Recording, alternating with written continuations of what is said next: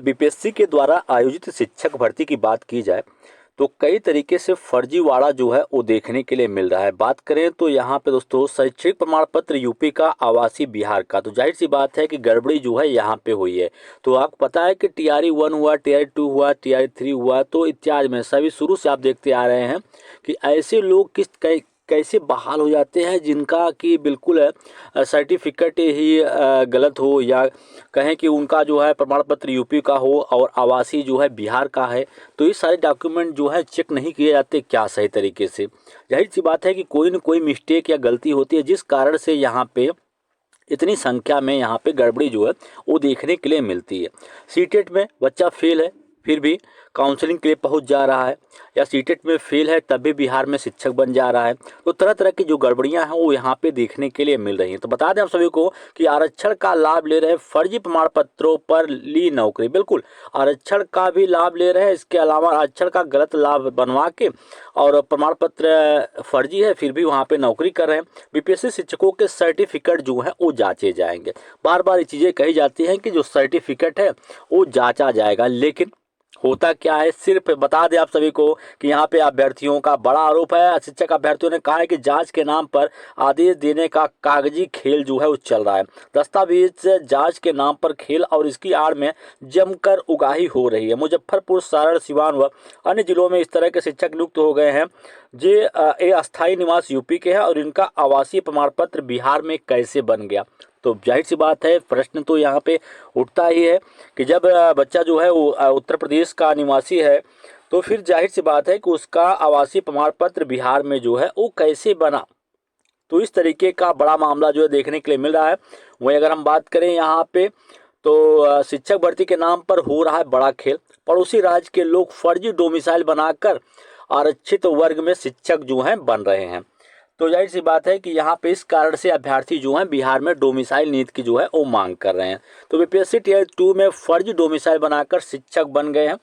मामला क्या है पूरा यहाँ पे जानते हैं कि बिहार में जब से बीपीएससी के द्वारा शिक्षक भर्ती परीक्षा शुरू हुई है तब से विवादों से पूरी तरीके से घिरा रहा। तो कभी पेपर लीक हो गया तो कभी नियम कानून को बार बार फेरबदल जो है करके शिक्षक भर्ती के संबंध में नित नए खुलासे किए गए या नित नई गड़बड़ियां जो है की गई। कहीं फर्जी दस्तावेज बनाकर शिक्षक बन गए तो कहीं फर्जी डोमिसाइल बनवाकर पड़ोसी राज्य के लोग आराम से शिक्षक बनकर बैठे हैं और जिसका खामियाजा वहां के अभ्यर्थियों को भुगतना पड़ रहा है। जाहिर सी बात है कि काफ़ी संख्या में ऐसे अभ्यर्थी हैं जिनको आरक्षण का जो है लाभ मिलना चाहिए उस लाभ का फ़ायदा कोई और उठा रहा है। अन्य राज्य के अभ्यर्थी शिक्षक बन के जो है वो बैठ गए हैं।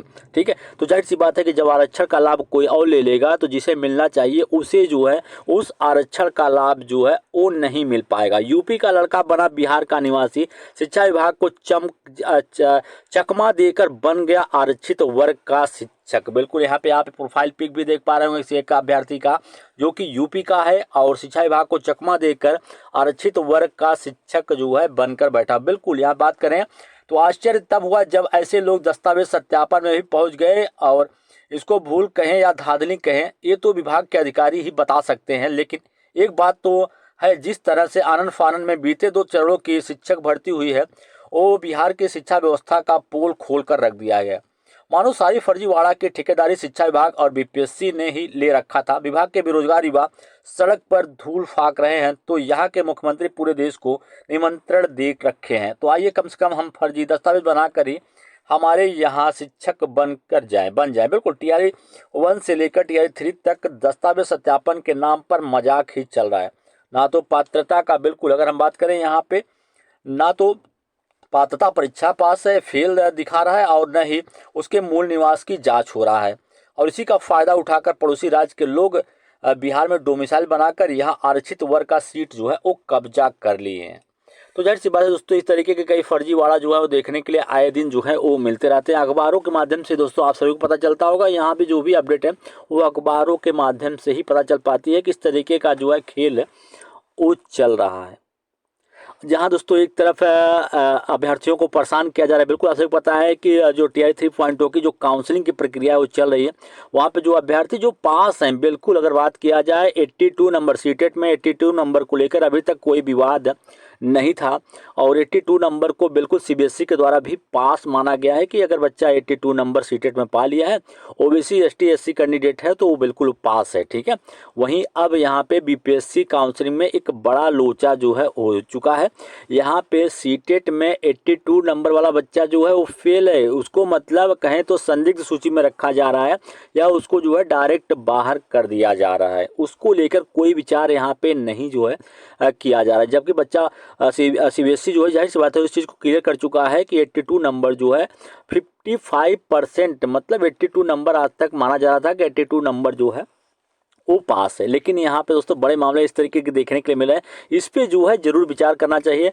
और अभ्यर्थी जो है पूरी परीक्षा को पास किया है, मेहनत किया है, तब जाके वहाँ तक पहुँचा है। ठीक है, ये सारी चीज़ें जो है आप जो इस समय जो है आप सीटेट में चेक कर रहे हैं ना कि 82 नंबर जो है होना चाहिए। जब आप फॉर्म फिलअप करवाते हैं तो फिर ये चीज़ें कहाँ चली जाती हैं, उस समय ही आपको जैसे 82 से ज़्यादा जो मार्क्स लाया है बच्चा, उसी को आप फॉर्म भरने के लिए उस समय वहाँ पे आपको इस तरीके से कुछ ऑब्जेक्शन या कुछ चीज़ लगानी चाहिए जिससे उसी समय बच्चा बाहर हो जाए।